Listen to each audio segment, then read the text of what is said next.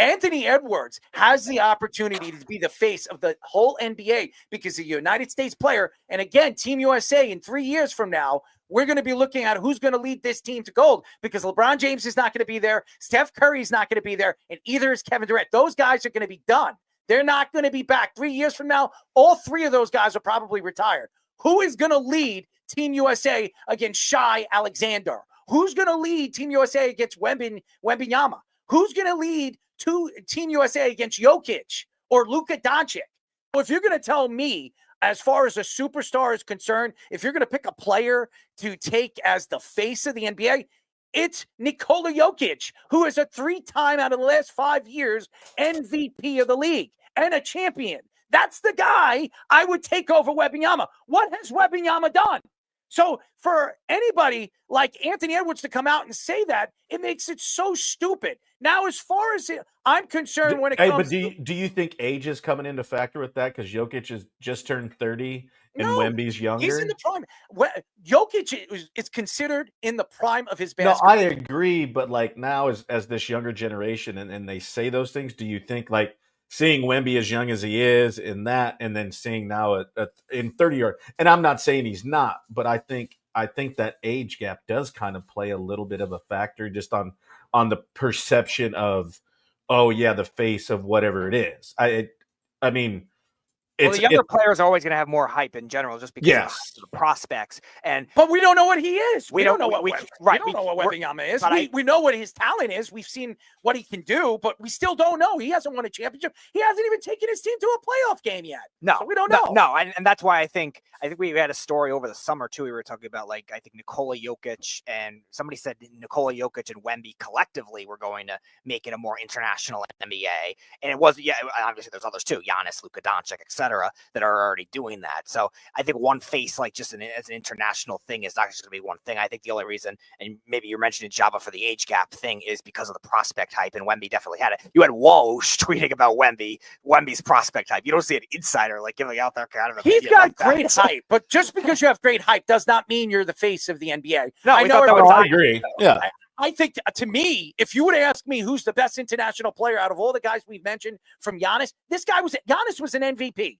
Jokic is an MVP. Luka Doncic should be an MVP, but he's not because Joel Embiid was crying like a baby. But nevertheless, to me, I just named 3 guys that have been, you could argue, are the 3 best players right now in the NBA. Shai is right there too. He's a foreign player. He's a Canadian player. So, I mean, if you look at the top 4 players right now in the NBA, they're foreign international players. But the best American talent out of all the guys, the future of America, lies on Anthony Edwards. For him to come out and say that he's the truth on that particular documentary, The Court of Gold, that says to me one thing: he can't take the pressure, or he doesn't want the pressure. And that's what all the great players, Kobe Bryant, Michael Jordan, LeBron James, did. They took the pressure. They took the Team USA on their backs and took him to the promised land. He has to figure that out, because if he's going to go out there and say he's not the guy, then who's going to want to go and play with him over there with the Timberwolves?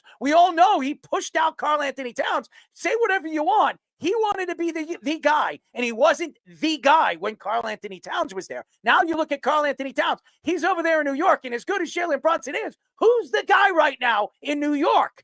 It's Karl Anthony Towns. He's the best player on that team right now. I don't think anybody's arguing that.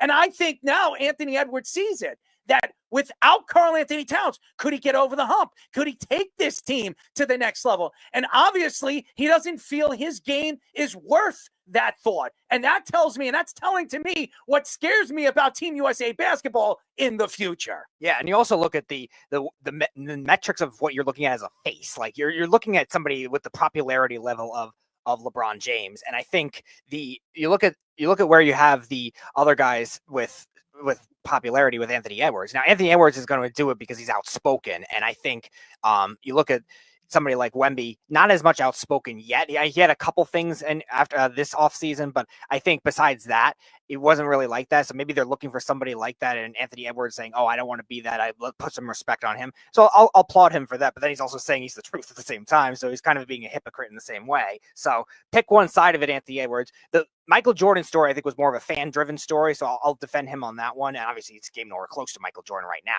Obviously, he's a younger player and probably never will be anywhere close to Michael Jordan. But nevertheless, you look at somebody like that, like he's still trying to be outspoken. Now he's trying to be humble at the same time. Like pick one side of it. Just don't try to deflate your image that way at the same time. And I think he's doing that to an extent, but at the same time, do not say you're the truth and take shots at anyone else that's been called the truth before that. And even like Barack Obama's actually Joel Embiid about that. You're kind of throwing Allen Iverson as a franchise under the bus too. When you're trying to play both sides of the fence, I don't think that that bodes very well for you.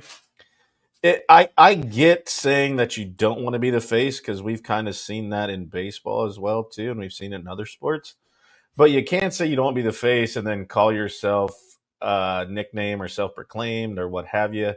It's kind of one of those things where, it's either shit or get off the pot. You're going to take one side or the other and embrace it or don't. And we've seen it. If you want to be that dude, be that dude. And don't fault you for it. Have that chip on your shoulder right here and go about your business.